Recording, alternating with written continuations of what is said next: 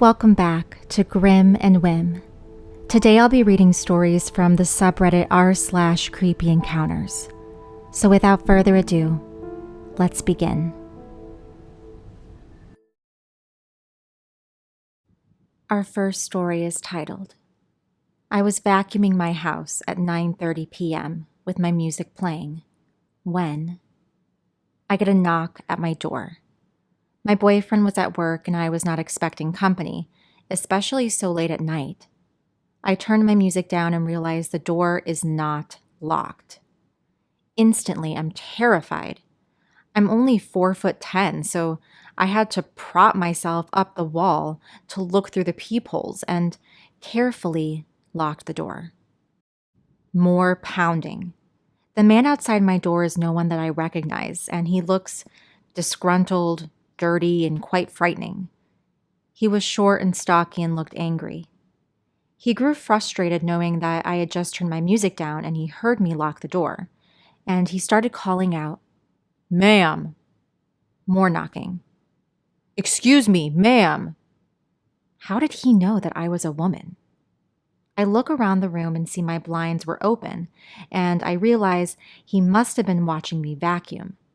Thankfully, my neighbors right across from me opened their doors, and the husband asked, "Excuse me, who are you and what are you doing?" Startled, the creep fumbles and says, "Oh, good evening, sir. I was just going to offer my carpet cleaning services to her." The husband goes, "That's great. She doesn't want it. You need to leave right now."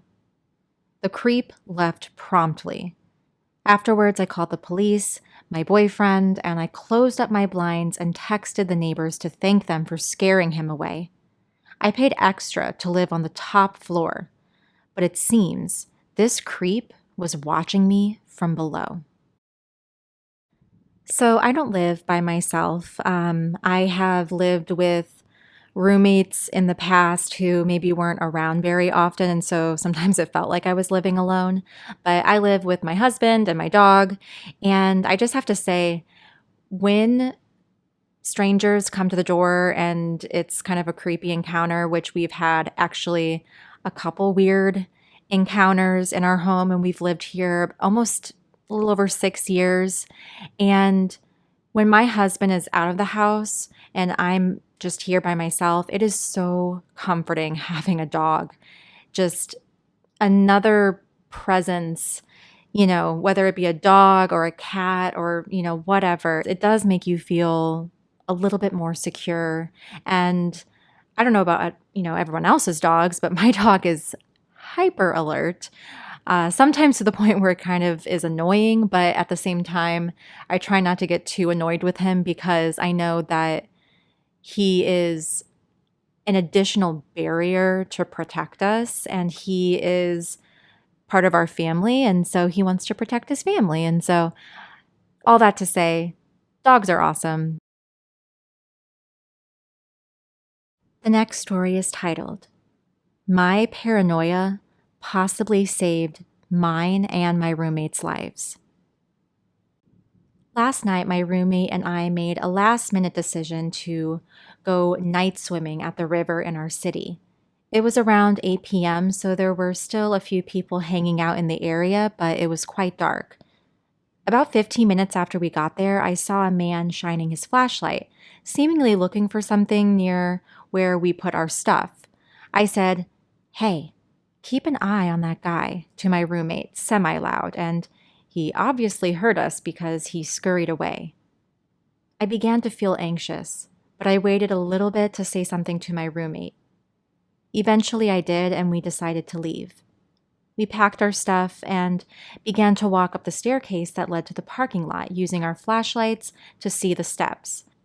Out of the corner of my eye, I saw a dark shadow dodge into some bushes at the top. I stopped and grabbed my roommate's arm and said, nope, and started walking back down the stairs. I told my roommate what I saw when we got to the bottom, and she said it was probably just a tree blowing in the wind. I started getting the strangest feeling in my stomach that I've never, ever had before. And I just knew that if we went up those stairs, something bad was going to happen. I stood at the bottom and began to shine my light up to the top, trying to see if I could see anyone, and sure enough, I saw the outline of a man for a split second. As soon as the light hit him, he ducked behind the bushes again. Obviously, I went into full-blown panic mode and started looking for other people that were there, hoping that someone could walk us to our car. Luckily, we found a couple not far from the steps, and they walked us to our car but seemed quite annoyed by it. When we got to the top of the steps, he was nowhere to be seen. A few hours after we got home, I got a notification on my neighbor's app, the Ring doorbell app, that sends crime alerts for your area, that someone was stabbed only a few streets away from where we were. I'm 100% certain that this guy's intentions were bad. I don't know if he was planning on kidnapping us or robbing us, but I just know something really bad would have happened if I hadn't been paying attention, and we walked up those stairs.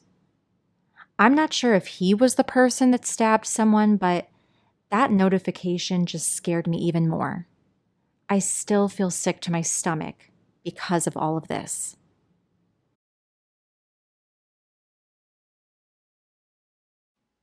The next story is titled, He Changed His Mind When I Said I Was Bringing Someone.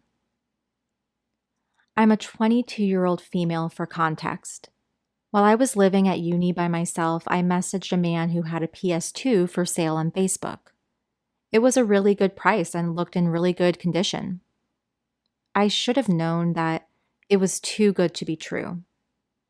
Anyway, I message him and he says that he will drop it off straight after work and that he is working on a building site near where I live. All good, right? Except he kept saying he would do me a solid and drop it right to my door, even though I repeatedly said I would meet him at a nearby car park. He said, okay, fine.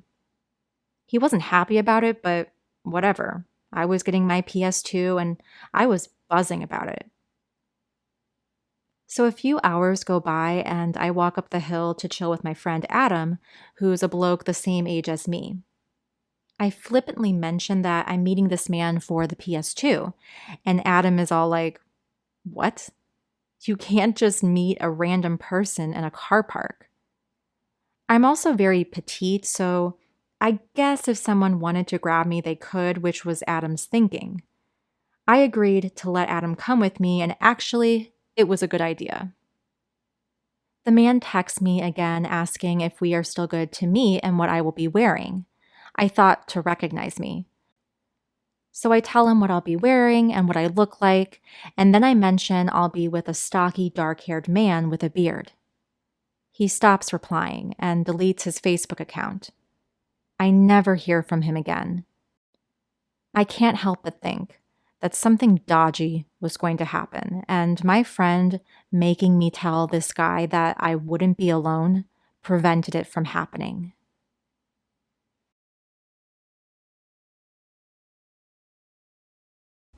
The final story is titled, 3 Young Teens Came to My Door to Escape.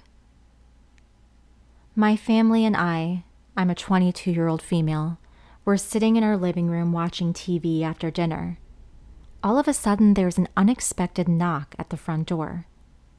I go to open it and there are 3 young teens, sophomores in high school, that I don't know. They tell me that a few guys are following them, and they need to look like they know someone. I told them immediately to come inside to evade the people following them. The teens told me that it was 3 younger boys, probably about 8th grade, that had been following them as they walked about a mile from a gas station nearby to my neighborhood. I went outside to try to see if I saw the boys, and sure enough, there they were just down the street. When I stepped outside, they yelled, "Lacey, is that you?" I didn't answer, but went inside and asked if any of the girls seeking refuge were named Lacey. None were. My dad then went outside to tell the boys to move along, and they got super mouthy and rude. Eventually, they went up the street and out of sight.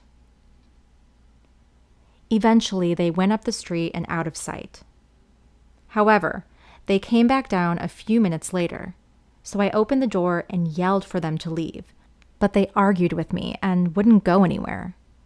My dad went back outside, and a neighbor heard the yelling and came to see what was happening. With the threat of 2 grown men, the boys finally left, not without some lip, though. I then drove the 3 teens back to one of their houses so that they could evade the boys and get back home safely. Something was really weird about the interactions with the young boys. I don't know what they were looking to do or if they were just looking for trouble, but something did not sit right with me. I'm just glad that the 3 teens felt that my house was a safe place to go. Thank you so much for joining me. It's goodbye for now, but I hope to haunt you again soon.